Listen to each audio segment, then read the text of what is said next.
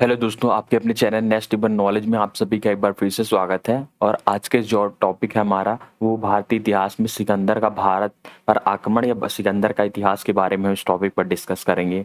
Indian campaign of Alexander the great, इस topic पर discuss करेंगे हम लोग। और यदि आप लोग चैनल पे पहली बार है तो नीचे सब्सक्राइब का बटन है, उसे दबाना ना भूलें ताकि आने वाले वीडियोस आपको मिलते रहें। इससे पहले हमने हिस्ट्री के कई टॉपिक कंप्लीट किए हैं, अगर वो आप लोगों ने नहीं देखा है तो चैनल की प्लेलिस्ट में जाकर वहाँ से वीडियोस देख सकते हैं। ज्योग्राफीज के भी, पॉलिटिक्स और संविधान, सभी के टॉपिक यहाँ पर डाले हुए हैं, आप लोग सभी प्ले लिस्ट पे जाकर देख सकते हैं। बात करते हैं सिकंदर का भारत पर आक्रमण। सिकंदर एक यूनानी आक्रमणकारी सिकंदर महान का जो जन्म माना जाता है 556 ईस्वी पूर्व में मकदुनिया, जिसे हम क्या मैसोडोनिया भी के नाम से भी जानते हैं, में हुआ था।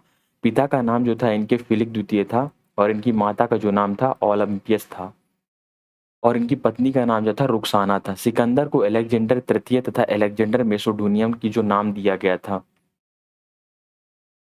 नेक्स्ट बात करते हैं, फिलिप द्वितीय 359 ईस्वी पूर्व में मैसोडोनिया के शासक बने थे। 356 ईस्वी में पिता की मृत्यु के बाद सिकंदर 20 वर्ष की आयु में यूनानी की गद्दी पर बैठा। सिकंदर को विश्व का विजेता बनने की प्रेरणा पिता से मिली और सिकंदर ने इतिहास एशिया माइनर, सीरिया, मिस्र, बेबीलोन और बैक्ट्रिया को जीता और 300 ईस्वी पूर्व में आरबेला की युद्ध में अखामनी वंश और या हम जिसे क्या बोलते हैं आजमीर साम्राज्य द्वारा तृतीय को प्रशासित किया। सिकंदर ने 326 ईस्वी में भारत पर आक्रमण किया था। ये एक मोस्ट इंपॉर्टेंट पॉइंट है। 356 ईस्वी में सिकंदर ने 326 में भारत पर आक्रमण किया था।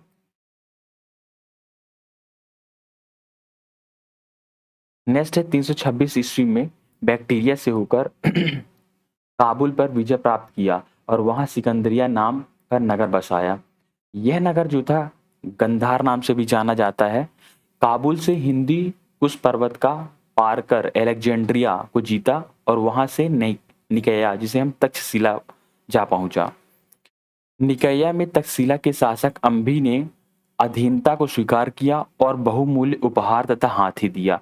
अम्भी को देखकर पश्चिमोत्तर प्रदेश के अनेक राजाओं ने सिकंदर के सामने आत्मसमर्पण कर दिया था।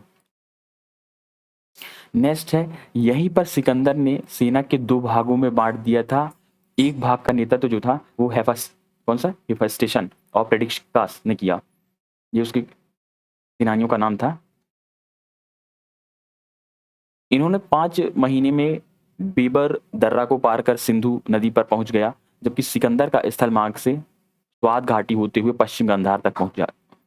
यहाँ पुष्पालवती के शासक अष्टक पुष्पक पुष्कलावती के शासक अष्टक ने इनका घोर प्रतिहार किया। इसके बाद कपिसा तथा तक्षशिला के लड़ाकू ने तक्षशिला के लड़ाकों की जनजाति ओस्पेसियस, बोरियन तथा आस्ताकेनो और आस्ता नेनोई, दो नाम इनके, दो तरीके से नाम लिया जाता है, ने सिकंदर का प्रतिकार किया। सिकंदर का सबसे अधिक जो प्रतिकार अश्वकों की राजधानी में हुआ। अश्वक की राजधानी मशक थी और इसके बाद स्त्रियों ने इनके प्रतिहार किया। स्त्रियों को रास्ते से हटाने के लिए सभी को कत्लेआम कर दिया गया। इसके बाद सिंधु की नदी के पश्चिमी भाग पर आधिपत्य कायम किया। फिलिप के नेतृत्व में एक सैनिक टुकड़ी रख दी गई। सिकंदर और पोरस के बारे में थोड़ा सा बात करते हैं।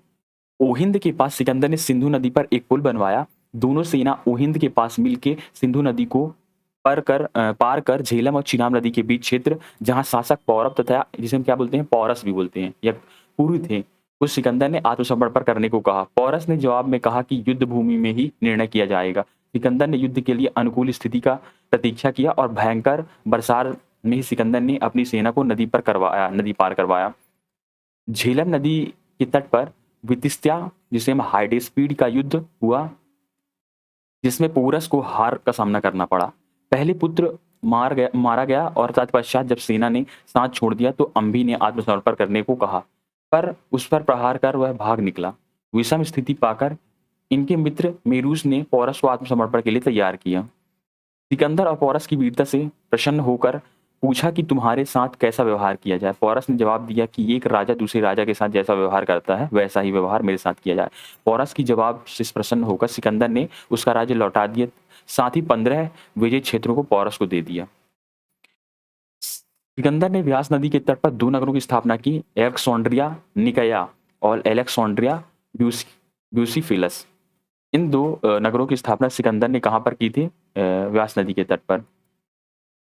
ब्यूसिफिलस सिकंदर का घोड़ा था जो कि हाई स्पीड के युद्ध में मारा गया था।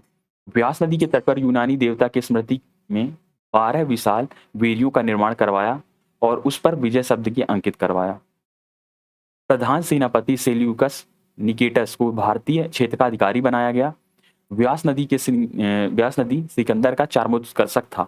व्यास नदी के आगे सिकंदर की सेना नहीं बढ़ी क्योंकि वहां मगध का बड़ा साम्राज्य था जिनके शासक धनानंद थे। धनानंद के पास अपार सैन्य शक्ति थी। सिकंदर ने सेनाओं को बार बार व्यास नदी पार ना करने को कहा पर सेना आगे नहीं बढ़ी। अंततः 3 दिन शिविर के बिताने के पश्चात सेनाओं को 2 भागों में विभक्त किया गया। भारत से वापस चला गया। स्थल भाग का नेतृत्व सिकंदर ने खुद किया था, जल भाग का नेतृत्व नियारकस ने किया था। सिकंदर जेड्रोसिया के रेगिस्तान होते हुए बेबीलोन यानी फारस के सुसा नामक स्थान पर पहुंचा। लौटने के क्रम में बीमार हो गया और 2 वर्ष तक बीमार के कारण 326 ईस्वी पूर्व 33 वर्ष की अवस्था में सिकंदर की मृत्यु हो गई। सिकंदर भारत में 19 महीने तक रहा। भारतीय इन्हें अलग क्षेत्र नाम से भी पुकारते थे। सिकंदर ने भारतीय क्षेत्र को 5 भागों में विभक्त किया था जिनके सेनापति सेल्यूकस निकेटस थे। सिकंदर का महान धर्म जो था ग्रीक पॉलिथिज्म था और यूनानी पुरुष देवताओं के सम्मान में ओलंपिक खेल हर साल आयोजित करने थे और वो मानते थे कि उनके देवता ओलंपिक पर्वत पर रहते हैं। सिकंदर के आक्रमण का भारत पर क्या प्रभाव रहा? पहला, भारतीय ने यूनानियों से ज्योतिष विद्या सीखी। यूनानी दार्शनिक पाइथागोरस भारतीय दर्शन किया सीखा। सिकंदर का भारत पर राजनीतिक प्रभाव ज़्यादा रहा जबकि व्यापारिक कम क्योंकि उनकी आकांक्षा सिर्फ विश्व विजेता बनने की थी। सिकंदर के आक्रमण का भारत प्रभाव के बारे में और अधिक जानकारी के लिए भारत में हिंद यवन का राज्य पढ़ें। आप लोग हमारे इस वीडियो के पीडीएफ के लिए टेलीग्राम ग्रुप को ज्वाइन कर सकते हैं। डिस्क्रिप्शन में टेलीग्राम ग्रुप का लिंक मिल जाएगा। चैनल पर पहली बार है तो सब्सक्राइब कीजिए और बेल आइकन को ऑन कर दिए ताकि आने वाले वीडियो आपको नोटिफिकेशन मिलते रहें। आप लोग जाकर हिस्ट्री में प्रीवियस वीडियोस भी देख सकते हैं। Thanks for watching. मिलेंगे नेक्स्ट वीडियो पे।